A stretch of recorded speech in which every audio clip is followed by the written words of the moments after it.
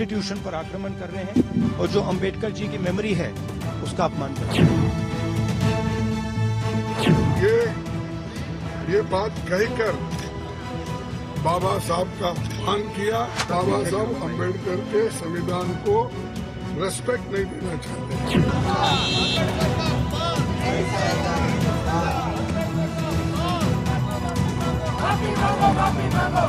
हमारा संविधान अंबेडकर जी की देन है और उनका इस तरह से अपमान हिंदुस्तान नहीं सहेगा। जिन्होंने जब तक सत्ता में रहे बाबा साहब को भारत रत्न मिलने नहीं दिया, वो लोग आज बाबा साहेब आम्बेडकर के नाम पे भ्रांति फैलाना चाहते हैं। कांग्रेस के लोग संविधान निर्माताओं की भावना का भी, सुप्रीम कोर्ट की भावना का भी अनादर कर रहे हैं। संविधान वो पवित्र ग्रंथ नहीं है, उनके लिए एक हथियार है राजनीति का। खेल खेलने का हथियार बना दिया।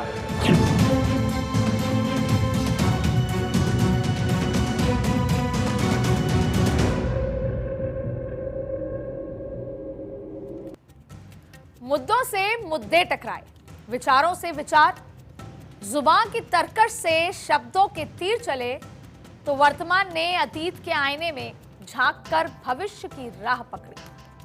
यहां तक तो ठीक था, फिर हालात बदल गए, जुबान बदल गई, नीति पीछे छूट गई, नीयत कटघरे में खड़ी नजर आई। देश ने अपने संसदीय लोकतंत्र के इतिहास में कई टकराव देखे हैं। संसद में साधुओं का संग्राम देखा, लहराते नोट देखे, मिर्ची स्प्रे देखा, बिल के लिए छीना झपटी और उसे फटते हुए भी देखा, कागजों को सदन में एक दूसरे पर उछालते भी देखा। लेकिन जो अब हुआ वो पहले कभी नहीं हुआ। ये पहली बार हुआ है जब लोकसभा में नेता प्रतिपक्ष पर सांसदों के साथ धक्का मुक्की के आरोप लगे हैं। इन आरोपों का सच मैं नहीं जानती। जो तस्वीरें सामने आई उसमें से एक लहूलुहान सांसद दिखे, अस्पताल में भर्ती एक और सांसद दिखे और फिर दोनों ओर से आरोपों की बौछार सुनाई दी। ये जबरदस्ती हमारे ऊपर हमला करके, और मैं उसमें पहले ही मैं किसी को धक्का देने की स्थिति में नहीं हूं, लेकिन मेरे को खुद वो लोग धक्का दिए। हम पहले से कह रहे हैं कि जो बीजेपी आरएसएस की सोच है, एंटी कॉन्स्टिट्यूशनल सोच है, एंटी अंबेडकर जी की सोच है, और जो अंबेडकर जी की मेमोरी है, जो उनका कंट्रीब्यूशन है, उसको ये लोग मिटाना चाहते हैं, खत्म करना चाहते हैं। कि वो संसद में उनके द्वारा किए गए कुकृत्य की, पाप की क्षमा मांगेंगे, लेकिन उन्होंने क्षमा नहीं मांगी। उस प्रेस से भी उनका अहंकार झलक रहा था। राहुल गांधी ने भारतीय जनता पार्टी के 2 एमपीज प्रताप सिंह सारंगी जी और मुकेश राजपूत जी को बहुत बुरी तरह घायल कराया। जोर से धक्का दे करके खून निकलने तक, सर पे चोट आने तक राहुल गांधी जी ने जो फिजिकल असॉल्ट किया है, धक्का मुक्की जो किया है, मैं सबसे पहले उसको खंडन करना चाहता हूँ। जब ये सब हो रहा था मैं संसद भवन में खुद मौजूद थी, लेकिन उस भीड़ में किसने किसको धक्का दिया या नहीं दिया मैं नहीं समझ पाई। मैं इन आरोपों की सच्चाई नहीं जानती और इस समय जब मैं आपसे बात कर रही हूं तो उस वक्त मेरे जहन में प्रसिद्ध कवि डॉक्टर हरिओम पवार का एक गीत याद आ रहा। मैं भी गीत सुना सकता हूं शबनम के अभिनंदन के, मैं भी ताज पहन सकता हूं नंदन वन के चंदन के, लेकिन जब तक पगडंडी से संसद तक कोलाहल है तब तक केवल गीत पढ़ूंगा जनगण मन के क्रंदन के। मैं झोपड़ियों का चारण हूं, आंसू गाने आया हूं, घायल भारत माता की तस्वीर दिखाने लाया। डॉक्टर पवार के शब्दों की तरह मेरा मन मस्तिष्क भी घायल है। मैं ये सोच नहीं पा रही, या सच पूछिए तो मैं ये सोचना भी नहीं चाहती कि धक्का मार कौन था।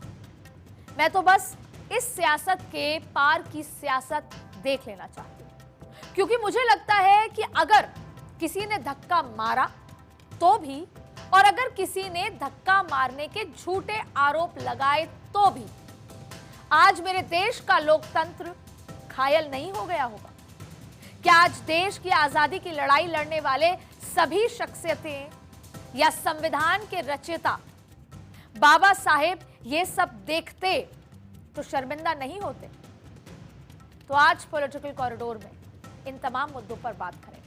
नमस्कार, मैं हूं अदिति नागर और इस सियासत की परतें पूरी तरीके से खोलेंगे, इस पे चर्चा करेंगे और आपके साथ मिलकर ये समझने की कोशिश करेंगे कि क्या आज राजनीति को बाबा साहिब अंबेडकर के सिखाए पढ़ाए सबक याद भी हैं?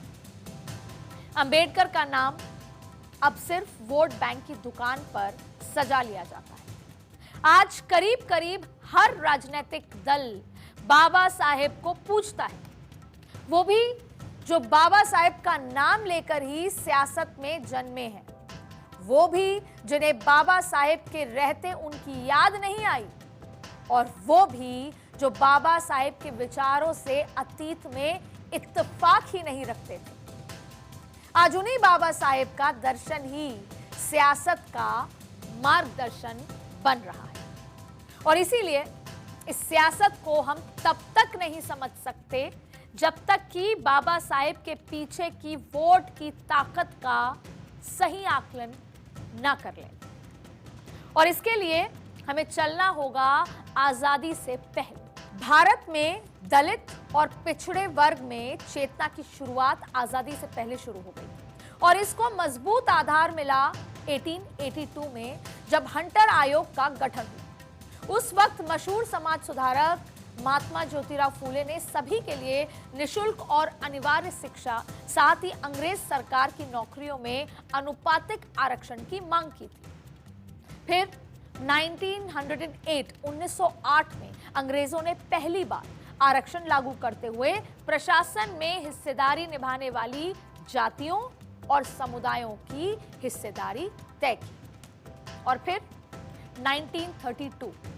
1932 में ब्रिटिश प्रधानमंत्री रामसे मैकडॉनल्ड ने सांप्रदायिक पुरस्कार नाम के तहत आरक्षण नीति की स्थापना की, और भारत की आजादी के समय तक आते आते ये कल्पना एक मजबूत आकार ले चुकी थी। इसके नतीजे ये हुए कि संविधान निर्माताओं के लिए भी आरक्षण को दरकिनार करना मुश्किल ही नहीं, नामुमकिन हो चुका था। दरअसल आरक्षण दलित या पिछड़े वर्ग के लिए कोई बैसाखी नहीं, बल्कि एक सहारा है जो न सिर्फ उनके आर्थिक और सामाजिक उत्थान के लिए जरूरी है, बल्कि वर्ण व्यवस्था की कुरीतियों को तोड़ने के लिए भी काफी अहम है। आजादी से पहले ही नया सवेरा देखने को बेताब हिंदुस्तान के लिए बाबा साहेब भीमराव अंबेडकर ने दलितों की इस मांग को मुखर आवाज दी, और ये बाबा साहेब अंबेडकर की सोच और उनके संघर्ष ही था जिसने आजाद हिंदुस्तान में भेदभाव वाले समाज को चुनौती दी, और अपने हर संघर्ष के साथ वो दलित और पिछड़ा समुदाय के नायक बन गए। बाबा साहेब ने दलित समुदाय के लिए संविधान में सिर्फ आरक्षण की गारंटी ही नहीं, बल्कि देश में पिछड़े और दलित समाज के लोगों के लिए चुनाव में सीटें भी रिजर्व करवाई। जाहिर है बाबा साहेब दलित और पिछड़े समाज के लोगों के बीच ईश्वर के समान, लेकिन सियासत को बाबा साहेब के व्यक्तित्व का ये चमत्कार शायद थोड़ी देर से समझ आया। मेरे ये कहने के पीछे भी एक तर्क है। बाबा साहेब की शख्सियत ना तो आजादी से पहले किसी पहचान की मोहताज थी, और ना ही आजादी के वक्त, और ना तो आजादी के बाद। बाबा साहेब देश के पहले कानून मंत्री रहे, लेकिन उन्हें अपने पद से इस्तीफा देना पड़ा, और इसकी वजह थी हिंदू कोड बिल। वैसे तो बाबा साहेब यूसीसी यानी समान नागरिकता संहिता के भी प्रबल समर्थक रहे थे, लेकिन उसे ये कहते हुए उस वक्त खारिज कर दिया गया कि मुस्लिम समाज इसके लिए तैयार नहीं। ऐसे में बाबा साहेब ने समाज में महिलाओं को भी पुरुष के समान बराबरी का दर्जा दिलवाने के लिए एक बिल पारित कराने का प्रस्ताव रखा, जिसमें पिता की संपत्ति पर बेटियों का भी बेटों के समान ही अधिकार होने का प्रस्ताव दिया गया था। इस बिल को हिंदू कोड बिल कहते हैं।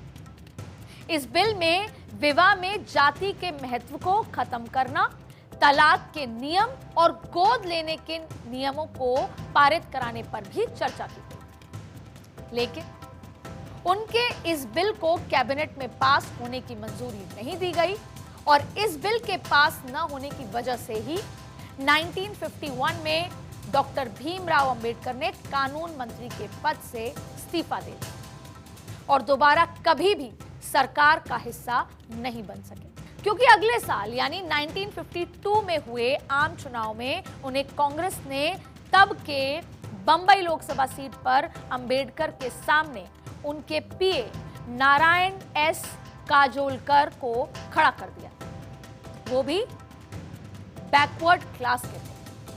चुनाव में नारायण काजोलकर 15,000 वोट से जीत गए और फिर 1954 में बंडारा लोकसभा सीट पर हुए उपचुनाव में भी कांग्रेस के उम्मीदवार ने अंबेडकर को हराकर उनका सपना तोड़ दिया। इस बार वो महज 8,000 वोटों से हारे थे। वैसे देखा जाए तो ये लोकतंत्र की खूबसूरती भी थी और चुनावी राजनीति का तकाजा भी, क्योंकि अंबेडकर तब सोशलिस्ट पार्टी के साथ थे और कांग्रेस ने चुनावी रण में अपना कैंडिडेट उतारा। पर सवाल यह है कि बाबा साहेब जैसी शख्सियत क्या किसी चुनाव की मोहताज थी? क्या उन्हें निर्विरोध निर्वाचित नहीं करवाया जा सकता था?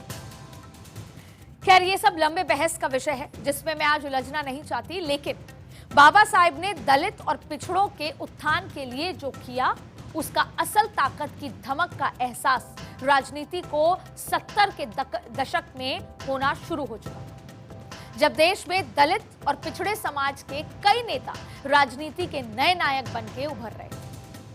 लोहिया, कर्पूरी ठाकुर, काशीराम, रामविलास पासवान, मुलायम सिंह यादव, करुणानिधि और बाद के दिनों में लालू यादव जैसे नेताओं ने इस आंदोलन को नई दिशा दी।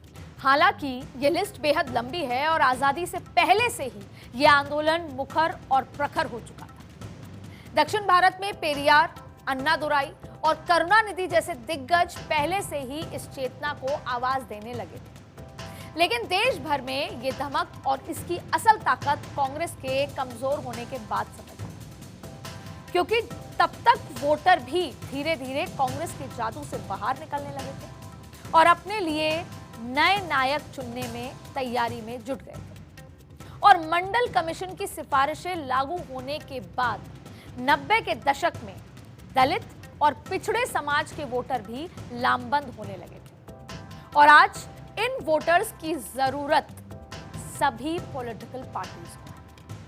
बिना इनके समर्थन के किसी भी पार्टी का सरकार बनाना सिर्फ मुश्किल ही नहीं, वो कहते हैं कि नामुमकिन है।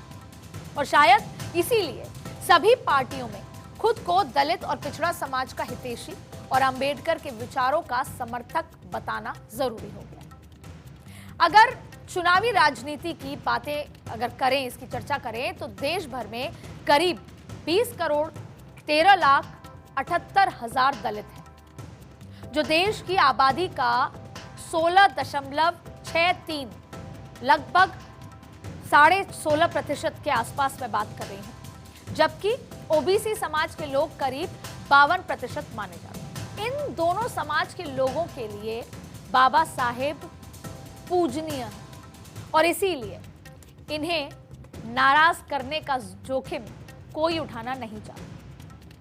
अब संसद में संविधान के नाम पर शुरू हुआ संग्राम जो इस सत्र में हुआ, सत्र खत्म होने के बाद सड़कों पर पहुंचेगा, ये बात तय है और इसकी तैयारी सभी पॉलिटिकल पार्टियां कर रही हैं पूरी तरीके से। क्यों? आने वाले दिनों में 2 राज्यों के चुनाव होंगे, एक दिल्ली में और फिर बिहार। और बिहार के विधानसभा चुनाव की बात करें या दिल्ली के विधानसभा चुनाव की बात करें, दोनों ही जगह दलित और पिछड़े वोटर निर्णायक भूमिका में। सबसे पहले दिल्ली, क्योंकि दिल्ली का चुनाव नजदीक है, तो दिल्ली जहां विधानसभा चुनाव की दस्तक सुनाई दे चुकी है, चुनावी रण में आम आदमी पार्टी, कांग्रेस, बीजेपी अलग अलग मोर्चे पर काम कर रहे हैं, मोर्चाबंदी कर रहे हैं।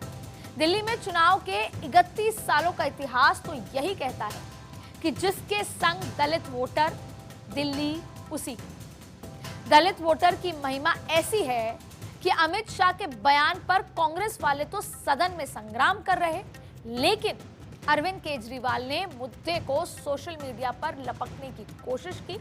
और आप देखें कि एक तरफ तो कांग्रेस, बीजेपी सदन और सदन के बाहर लगातार विरोधाभास या संग्राम, प्रोटेस्ट चल रहा था, वहीं अरविंद केजरीवाल सोशल मीडिया और जमीन पर लगातार या तो ट्वीट कर रहे थे, या मंदिर जा रहे थे, या प्रेस कॉन्फ्रेंस कर रहे थे, और यहां तक कि ट्वीट करके इस तरह लिख रहे थे कि कांग्रेस बीजेपी दोनों को टारगेट किया जा सके, जिसका लपोलुबाब यही था कि कांग्रेस ने भी बाबा साहेब को सम्मान नहीं दिया और अब भारतीय जनता पार्टी भी वही कर रही। तो आप देखें कि दिल्ली चुनाव में किस तरीके से इस एक बयान से राजनीति किस ओर जाती नजर आ रही है। बाबा साहेब के अपमान का आरोप लगाते हुए ऐलान कर दिया अरविंद केजरीवाल ने कि वो दिल्ली के कोने कोने और घर घर में इस बात को लेकर जाएंगे। ये गुस्सा यूं ही नहीं है, इसके पीछे है सियासी गणित। दरअसल दिल्ली में 12 आरक्षित सीटें हैं, जहां दलित वोटर हार और जीत तय करता है। वैसे तो 70 की 70 सीटों पर 8% से लेकर 32% तक वैरी करते हैं एससी वोटर, लेकिन पर्टिकुलरली ये 12 आरक्षित सीटें जहां पर हार और जीत तय की जाती है एससी वोटर्स। और ये सीटें हैं बवाना, सुल्तानपुर माजरा, मंगोलपुरी, पटेल नगर, मादीपुर, देवली, अंबेडकर नगर, कोंडली, इसके अलावा सीमापुरी, गोकुलपुरी, करोल बाग और त्रिलोकपुर। ये वो एससी रिजर्व सीटें हैं।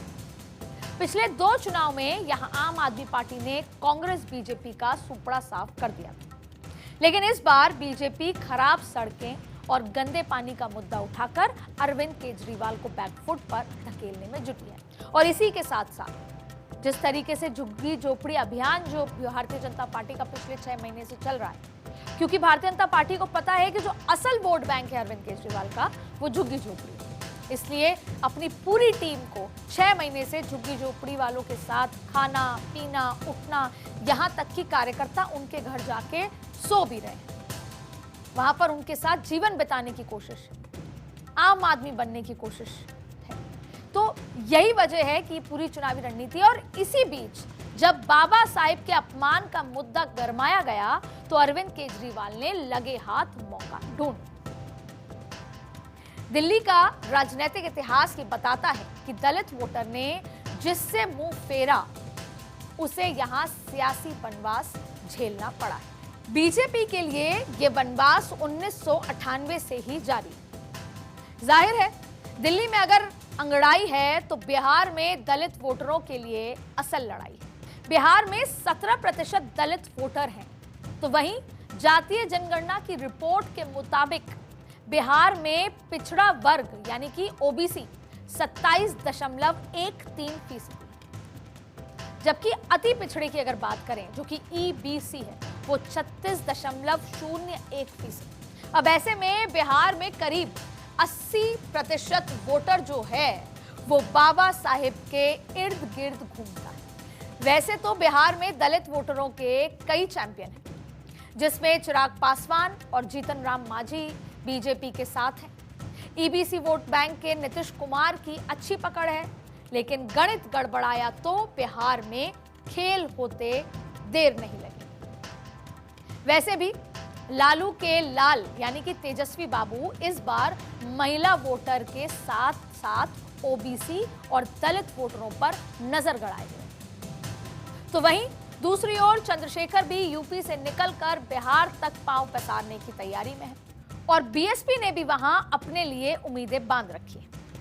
बीएसपी कई छोटे दलों के साथ गठबंधन कर बिहार में सियासत की धारा मोड़ने में लगी हुई है लंबे समय से। तो ये सारा खेल दरअसल चुनावी गणित का है, जहां बाबा साहेब भगवान है और उनके भक्तों की बड़ी तादाद है। अब अगर भगवान को कोई कुछ कहेगा तो भक्तों का नाराज होना लाजमी है। और इन भक्तों के पास तो सत्ता की चाबी भी है, इसीलिए लड़ाई भी सीधी। पर सवाल यह है कि क्या बाबा साहेब भी सियासत के लिए सिर्फ सत्ता की सीढ़ी है, या फिर सियासत को भी बाबा साहेब के विचार याद है, जो समता मूलक समाज की स्थापना का सपना देखते हैं और इसमें वैमनस्य या भेदभाव किसी के लिए नहीं। आज के पॉलिटिकल कॉरिडोर में बस इतना ही।